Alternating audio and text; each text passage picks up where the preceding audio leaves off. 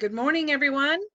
Welcome to Toolkit Tuesday. We'll wait just a minute here to get a few more folks in our room. Hope everyone's doing well today.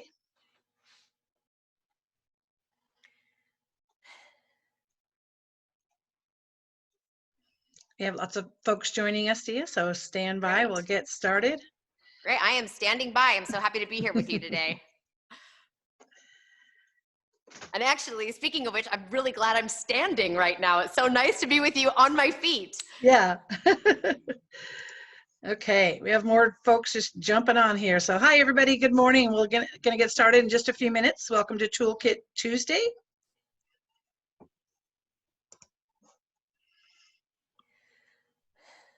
Great. Hi, Stuart Butler. I see your video. Hello. I was like, oh, I don't want to put on video. I'm going to have lunch. well, good morning. We're going to mute everybody and video, hold everybody out until we'll do an wide open Q&A with video and in the chat questions as well a little bit later. But thank you for joining us, everybody. We're excited here. We're going to go ahead and get started. Appreciate everybody joining us here today for Toolkit Tuesday.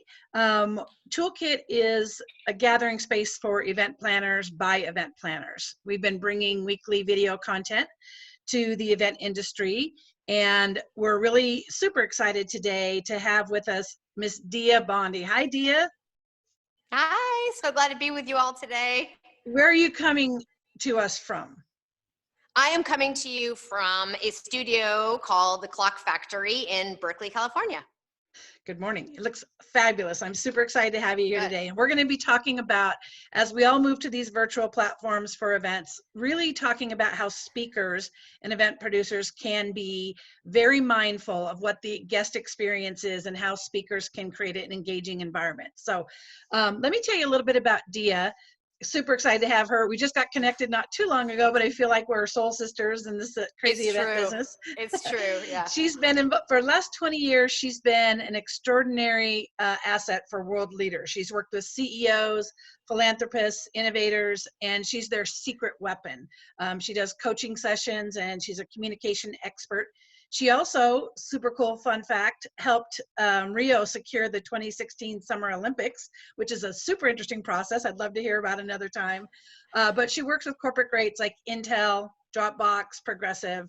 And she actually was sharing with me that she took, as one of her wish list, bucket list things, she took a class on how to be an auctioneer. And now is offering this amazing program, How to Ask Like an Auctioneer. So to help women and speakers and really get more as far as their services and in framing their ask around whatever business ask they might have. So super excited. She's a CEO activator and on the development board for the coaching fellowship. She's in general just a badass and super amazing asset for us for Toolkit. So welcome, Dia. Appreciate you having me today. Tell me how you doing. Again, we know where you're coming from, but how you doing in this crazy situation? You know, I'm actually doing fairly well. Fortunately, I'm not a worrier, so I've got that on my side. I'm sleeping okay. I'm noticing that, you know, the first couple of weeks, it was a lot of like, you know, game time. It felt like game time. And now I feel like we're sort of in the middle of it, and I'm settled down into like, I wouldn't say I'm tired, but I'm a little bit more relaxed and wait and see and not feeling so much sort of urgency right now because, you know, we don't know what the future holds. And so I'm just doing what we can and mostly trying to take care of myself. Well, I'd love to start with, I love your set. It's beautiful. It's calm, it's relaxing, and it's definitely different than a stack of laundry behind some of the speakers that I've been seeing recently. Or a virtual background, right, of the Aurora Borealis or whatever. Yeah. Yes, or you're thinking, oh, you got quarantined on vacation in the Bahamas. Not sorry for you with their palm trees hanging out here. But yeah, so tell us a little bit about what you're seeing in the virtual event space as it relates to speakers delivering great content. Well, interestingly, I'm not seeing a lot. I gotta say. Now, most, as you said in your introduction about me, my main focus is on subject matter experts. I work with leaders in-house who, and entrepreneurs and business leaders who really have to have a really high impact at the most crucial communications moments. And so those are happening over all hands, industry events like that. I have in my life spent a lot of time in the event space helping SMEs be good or great, hopefully, on stage. And so I don't work as often with professional speakers, but overall, what I am seeing are sort of in two territories. One is, for authors, professional speakers, leaders, I'm seeing a lot of disappointment. I know that's probably not the question you were, the answer you were looking for. Real talk. Yeah, real talk is a lot of, sort of like, oh, I was just launching my book and now I've got to do this virtually. And I was so looking forward to be in the room with the people who, are supporting me, are helping me carry my vision and my dreams forward, folks who are my ideal client avatar, the energy we get in a live environment. Like there's a lot of disappointment around that in some of the communities that I'm in, online communities I'm in, just in my own, like, professional circles and with my clients as well. There's a fair bit of sort of like, I don't know, just a little bit of a letdown. People have their whole year slated out for all of their appearances, both paid and maybe even marketing gigs, and to have it turn virtual is feeling a little bit like a deflation. So that's one thing that I am actually noticing, and I think it doesn't get enough attention because, we're all so focused on like the technical aspects. How do we make it good? And, that is a truth, but to acknowledge that, like, yes, it is. What a disappointment. I'm so sorry that you were going to be in a room, with 1,000 of your favorite people, and now it's going to be you in an office. It just feels, the status feels different. So I just want to acknowledge that. And if there are professional speakers on the line in our call right now who've maybe experienced that, I think you're not alone. On the event planner side, just an incredible amount of hustle. There is a lot of enthusiasm for innovating around this space to see how they can pivot quickly into a digital experience without losing a lot of quality. But there's a lot of sort of wonkiness around trying to make it work because we don't know. It's easy to think something's going to work. It's different actually when you go to actually produce it, right? And we all know that the quality for event professionals, the quality of their event is so hinged on the quality of the content that's delivered, but also the people who are delivering it. You can set everyone up all day long for a successful digital infrastructure, and then, if we don't as speakers deliver powerfully on that platform, the event isn't great. Well, and I've always said to planners, content is king or queen, however you'd like to say that. And it's so true. It still is. I'm pretty certain people don't come for the chicken, or to be sitting in a big ballroom necessarily. They come to engage, to see and hear. Oftentimes clients won't invest in audio visual, and I tell them that's the reason they came here, is to see and hear. Let's make that investment in great speakers, because that's the focal point, and then all the other stuff is the great stuff that comes with events. Totally. And, this is all about the fourth wall. We talked about that a little bit in our marketing content, like for this event, like how do we actually create a connection between where I'm standing and wherever it is that you're watching? How do you break through and make that connection so that even if you have great content, if I can't bring it alive for my audience as a speaker, they're not going to get the best of me. They're not going to get the best of what I'm going to share, and they're not going to get the best of the potential of that event. So tell us a little bit more about what is the fourth wall and why is that so critical? Well, so I want to start by saying that you all who are watching right now are seeing me using something that is a mobile studio that a friend and colleague, Paul Jaffe, who is also, by the way, nicknamed Pistol. You'll hear me talking to him offset right here. But we're set up a little bit differently than being at home from behind, from behind like just a Zoom webcam. And I'm gonna actually give you all a picture. We're gonna go to another camera where you can see our setup here in the context of where the fourth wall is. And so we'll start with your question is, what is the fourth wall? Yes. The fourth wall comes from the world of theater. The fourth wall is that imaginary barrier between you, the performer, and the folks who are listening. In a set, you can imagine in theater, we've got, the characters on stage who have a wall behind them. Maybe we're watching them in their living room, and they might have 2 walls on either side of them and no wall in front of them. That is the 4th wall that divides them from you as the theater goer, as the theater watcher. And that 4th wall is something in theater, and so often in television, we don't often make a direct connection through. What we instead do is observe a scene that's going on inside of that drama, right? That is on the other side of that 4th wall. Well, as presenters, we actually can't do that. We'll just be talking to ourselves. We need to actually break through that 4th wall and have a direct conversation with people on the other side of it. Does that help? Got it. Yeah, absolutely. Yeah, that makes total sense. And it's interesting as you switch from a live event, and having done speaking myself, there's so much give and take of energy from a stage of people versus this virtual delivery where you're kind of like, how's everybody doing out there? Can they see? Can they hear? Are they receiving my message? Where when you're doing live events, you get that affirmation instantly, 100%. Head nods and people, writing, and you're making a connection. But virtually, it's certainly more challenging. It really is. And but the 4th wall is very powerful, because we know even in some of our favorite television shows, when maybe we're watching a conversation between 2 people and the character who you never have a direct relationship with all of a sudden looks into the camera, it's a very different experience. Yeah, absolutely. Like even right there, you can feel it, right? It's so different. Exactly. But you can feel it maybe even more than I can, because I can't see you over there. Yeah, no, I love that. Thanks for the context of what the 4th wall is. We're going to take a few polls to give you some information about who's on the call. And let's start with our first one. First poll, have you presented virtually? Now, these are for our speakers, but possibly our planners have also had to speak. So we'll give everybody a few minutes to fill out answer that quick question. Oh, we have a lot of presenters in our mix. Awesome. Great. So we have about just a few more minutes.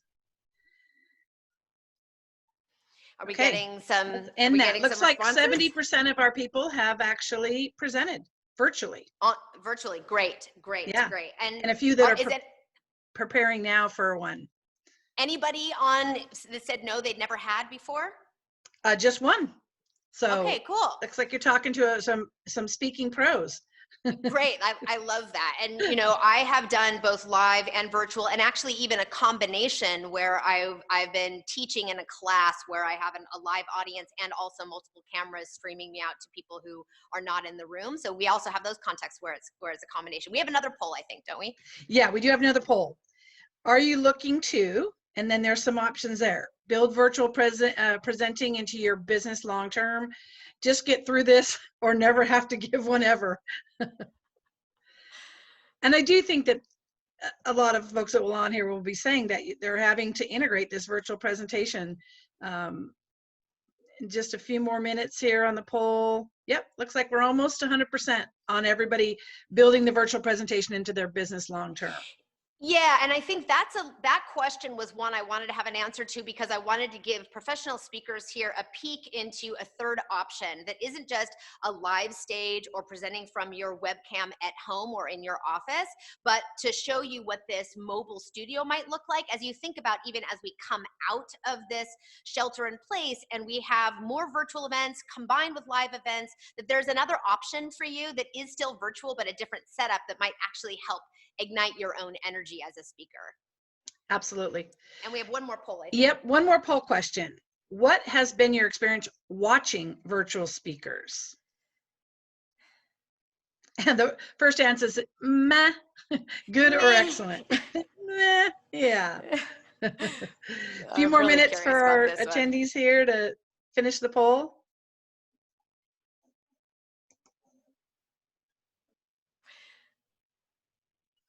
There's we'll go ahead and finish each of those results in just a second. There's also a comment here that from one of our tests that says, I think of it as not virtual presenting, but incorporating digital elements into your live events as part of an Cool. overall strategy, which I love that framing of that. Thank you for sharing, Rial. I think that's amazing. Okay, so our results are that we've got 50% that it's been good, only 8% said excellent. So you know, most of them, 33% said meh. So it's I been know, mixed reviews is what I would call that.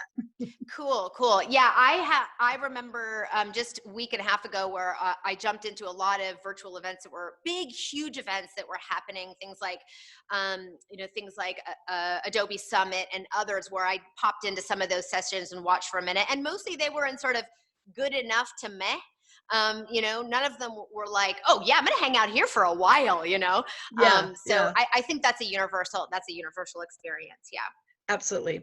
Well, tell us about some virtual speaking moments that stand out for you that you've experienced. I had one in mind and then another one popped in. So I'm going to share two of them. Yeah. One was in 2011, I was doing backstage speaking coaching for Clinton Global Initiative's annual meeting. And the beauty of doing that, when that event was happening, the beauty of doing that event is I got to actually be in the plenary sessions also. And one of our plenary sessions, I was live in the room and it was a live experience.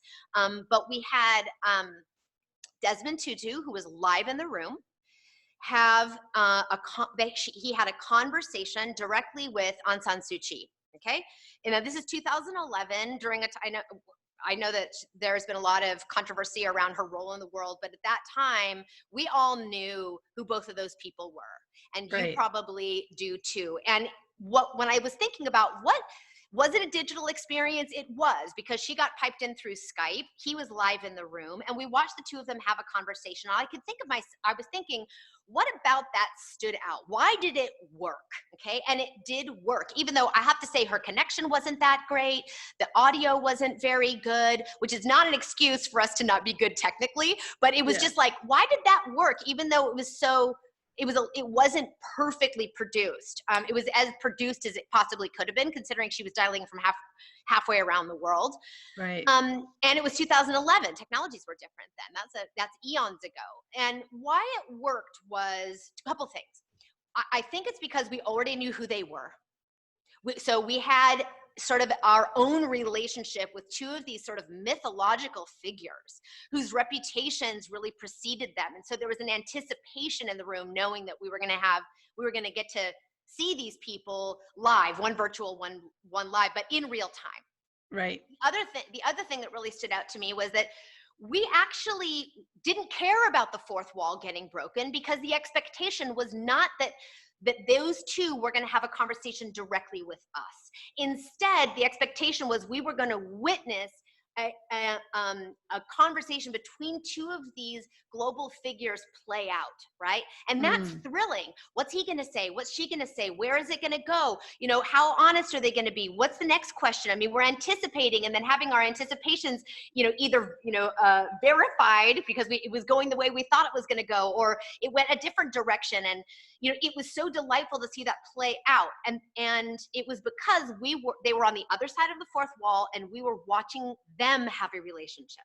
Which is why I think in the digital space, panels are great. I mean, look at all of the webinars that have come out. Most of them are interviews, panels like we're doing right now. And then I thought of another one that I saw years later, which was unfortunately at a large company, a company who has sweet treats that you probably have in your own house, with all of their field salespeople. It was their annual sales conference, and it was a combination again of a live event, but piping in actually my mentor, unfortunately, my mentor, he had to be in Israel. The event was in New Jersey. And so they pre-recorded something and played it, and then picked it up where he left off with some content that was happening live in the room. And it did not work.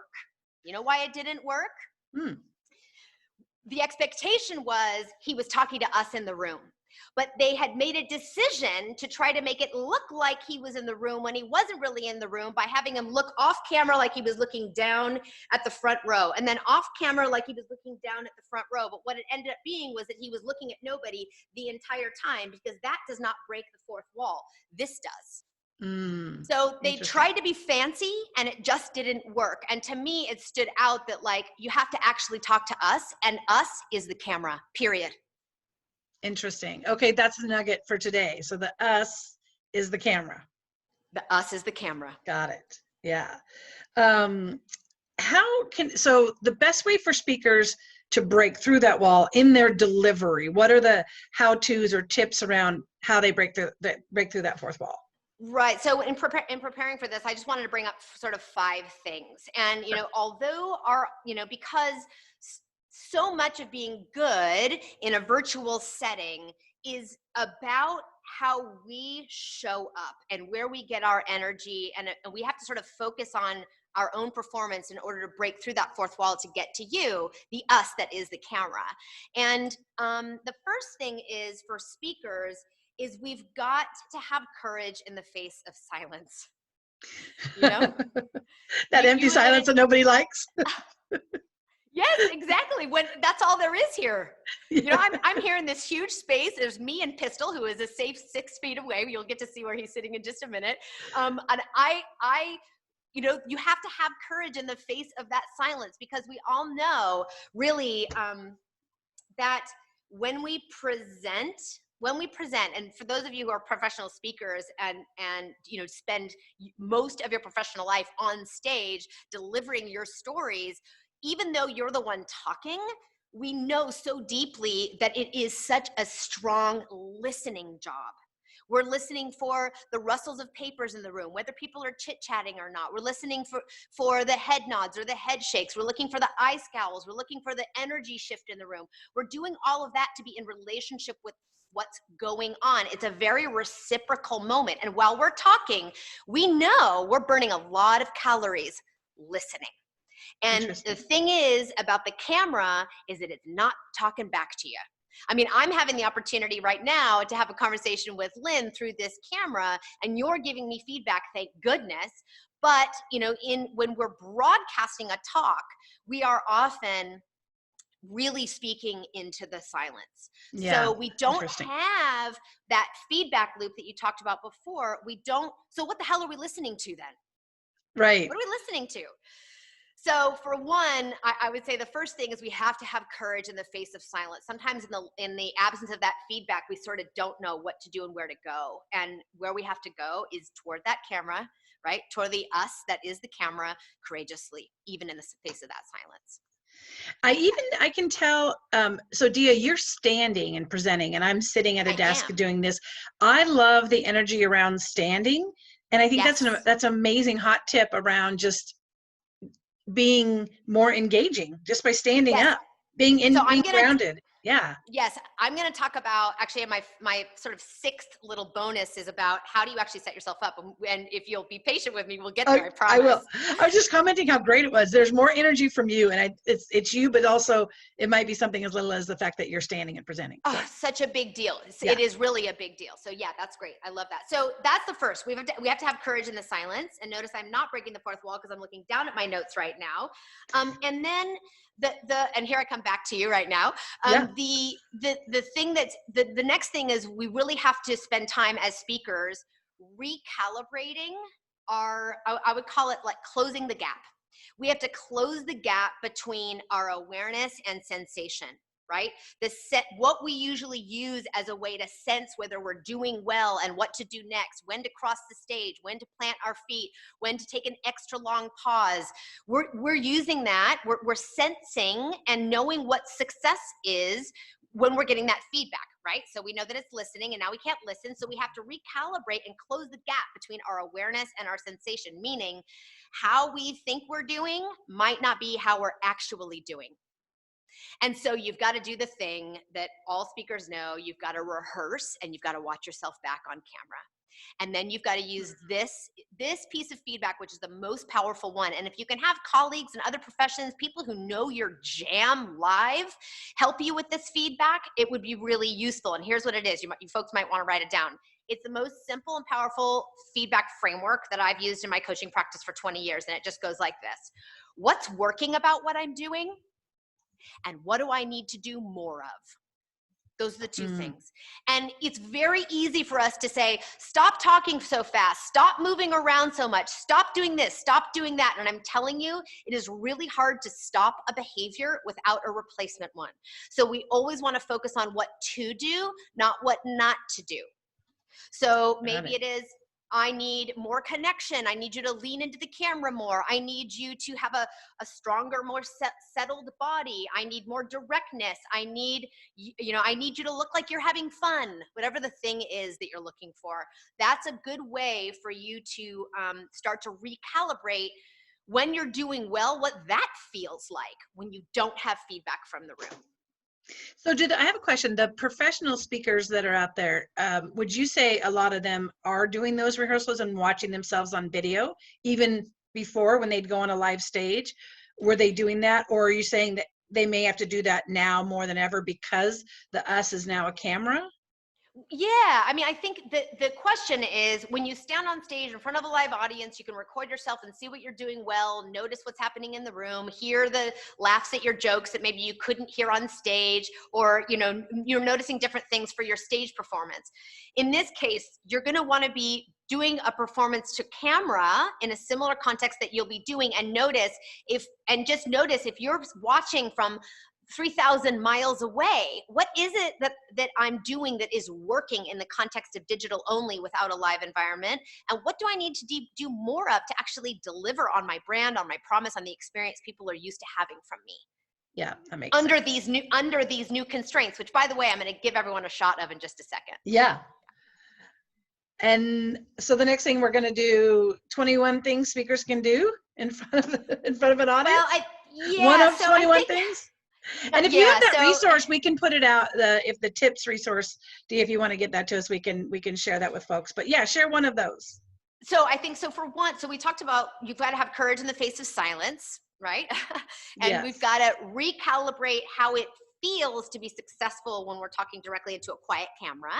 And then the third one is something I call go first, which is one of my 21 things communicators can do to be compelling on any stage. And go first is really about, often when we step on stage, we meet the audience kind of where they are, and then we bring them along, or we're observing from side stage what's going on, and we make a decisive decision to catch their attention a certain way. Well, we don't have that information. So we've got to be more aggressively decisive than we ever are before around how we're going to start. If you want me to be excited about your content, you've got to go first. And this is particularly important, I think, for SMEs who don't speak, subject matter experts, who don't speak consistently and professionally, but need to really nail it, at your upcoming technology industry event, or really need to nail, talking about something in their organization that they're then maybe setting up a professional speaker to knock down. So we've got to be really decisive. Do we want to come in quiet and bring people with us? Are we jumping and right in from the top and landing squarely in front of people's awareness with a bunch of explosive energy? So going first really matters, meaning you can't wait for me to tell you, as a speaker, I can't wait for you to tell me as an audience where you're at. I got to just decide and go. Right.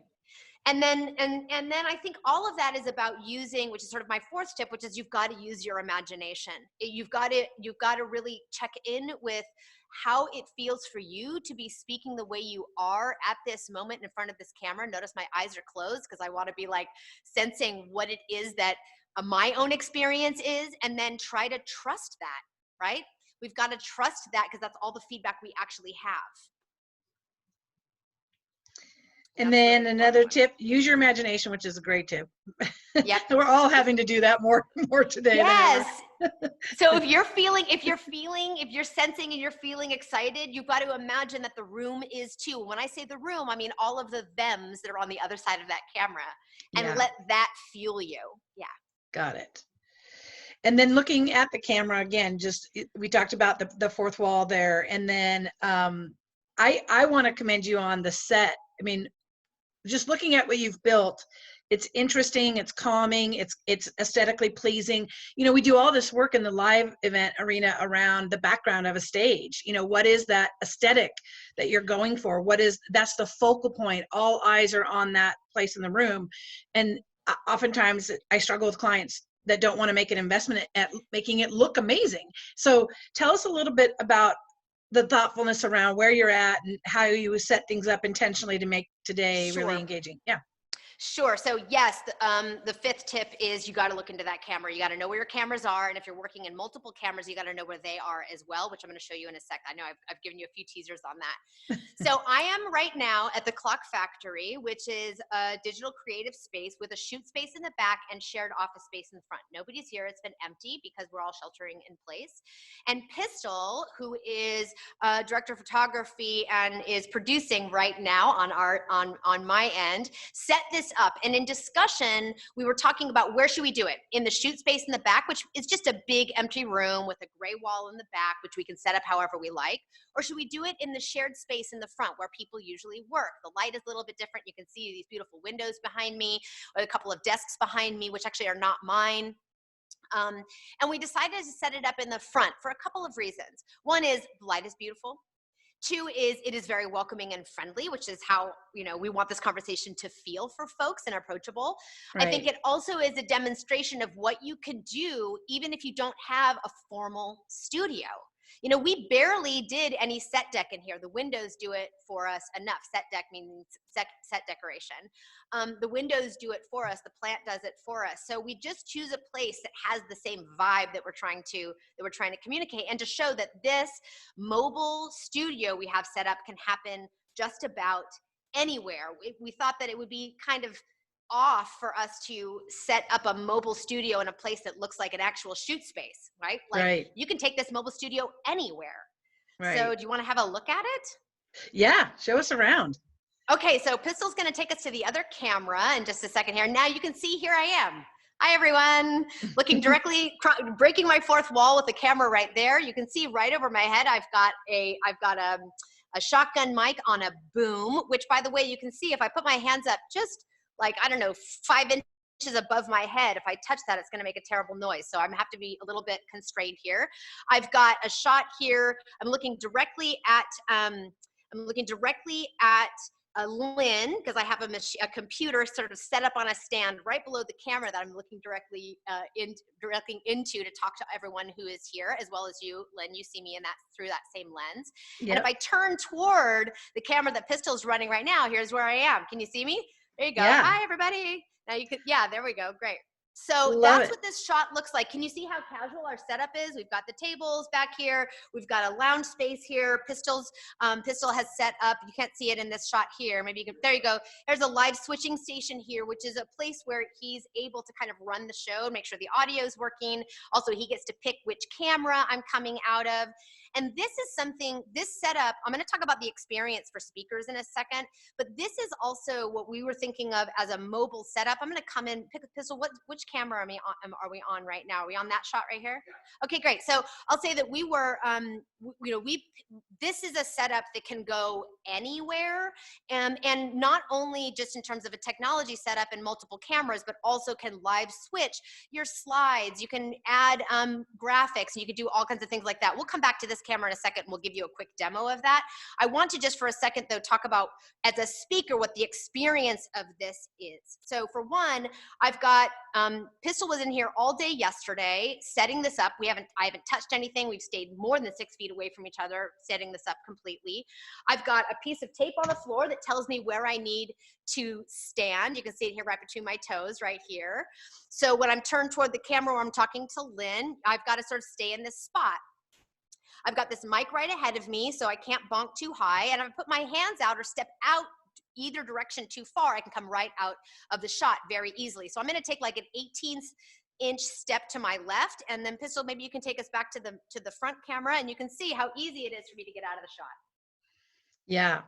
One little step out of the shot. Now this can be a little bit for speakers can be a little bit of a risk. Now, it's wonderful for me to be able to stand on my feet and not be sitting behind my desk. Energetically, it's so much easier for me to muster the courage in the face of the silence, to do the things that we just talked about, to go first when I'm on my feet.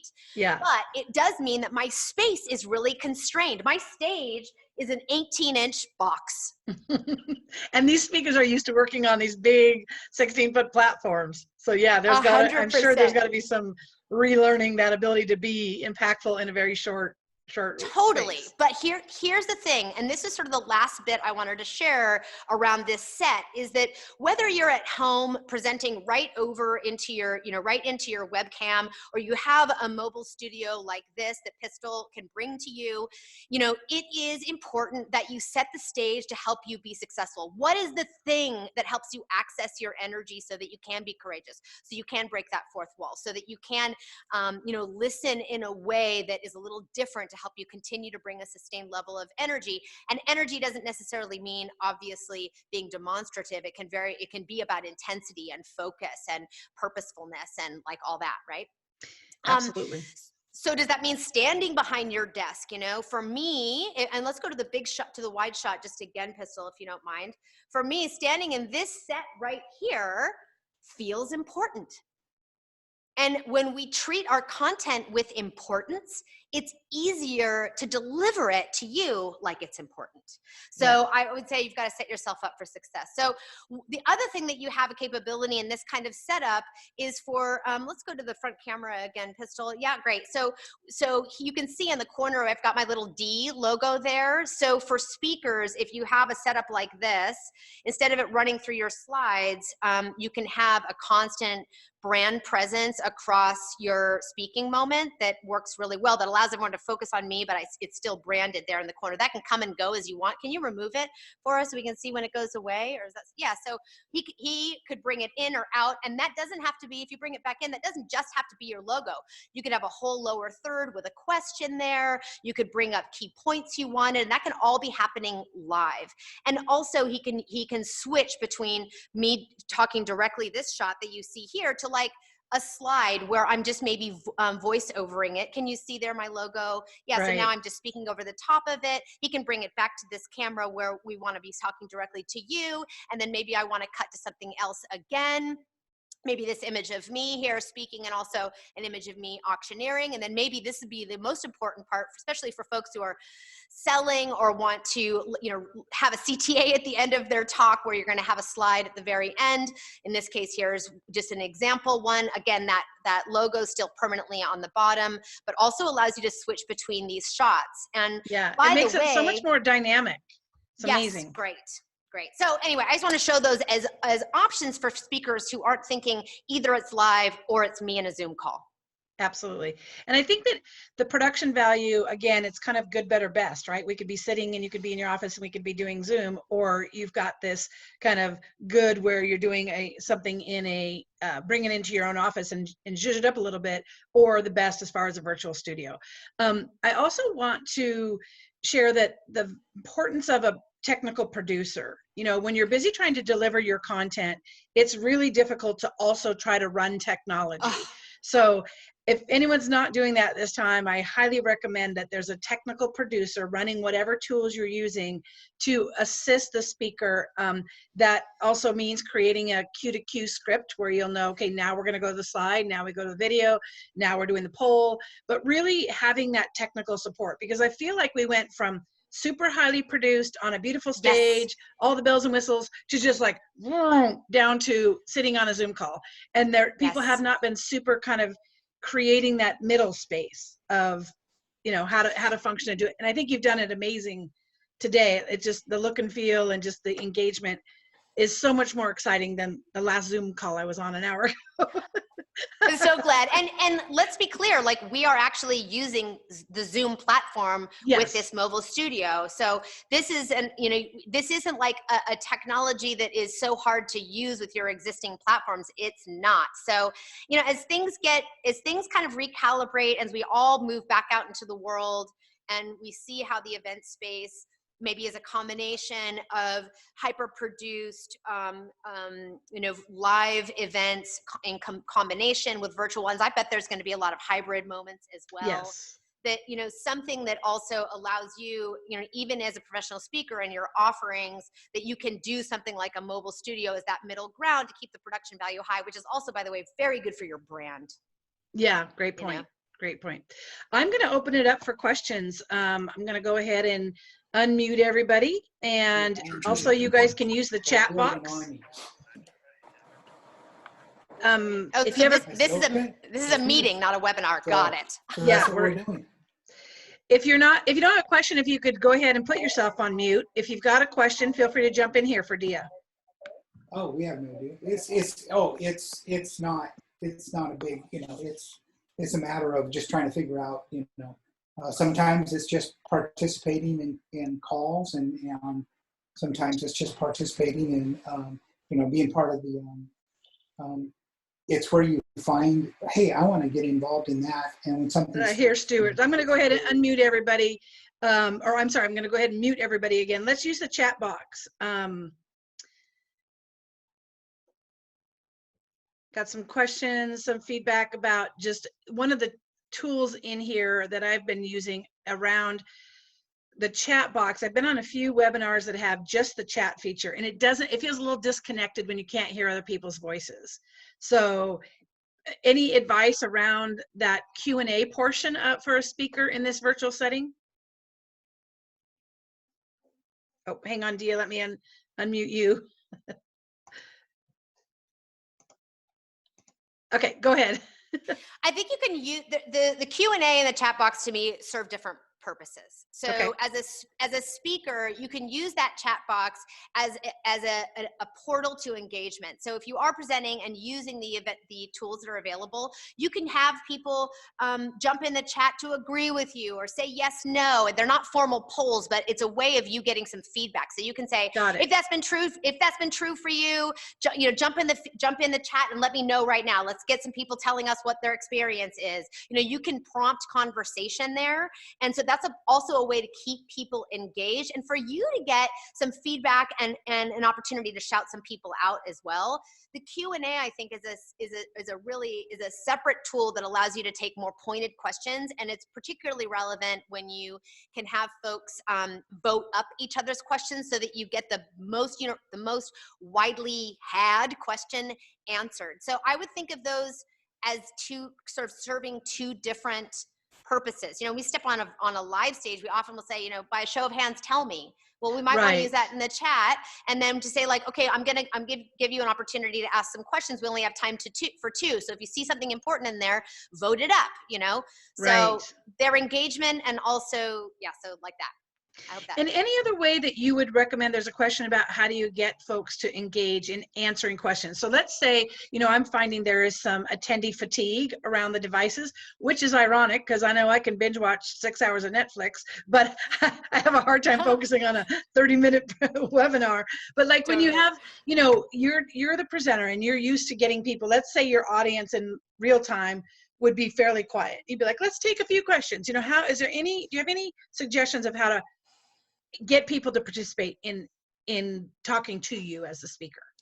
Okay, that's great. So I want to answer that question. And I also just want to note, just as I listened to you ask the question, as a speaker, it took a lot of discipline and awareness for me to not look at my machine where I'm talking to you and I can actually see you, but actually keep my eyes in the camera, because the us is on the other side of the camera. I just want to say that as a side note, that we talked about how do you continue to break the fourth wall? You do it by keeping the camera as most important and everything else being sort of fading to black, which is really actually hard and a very specific skill. So again, just another moment to notice how it's different here than it is live, where I'm actually looking at people, because actually Lynn is 7 inches below the actual camera. Now I'm looking at Lynn, now I'm looking at you, now I'm looking at Lynn, right, like that.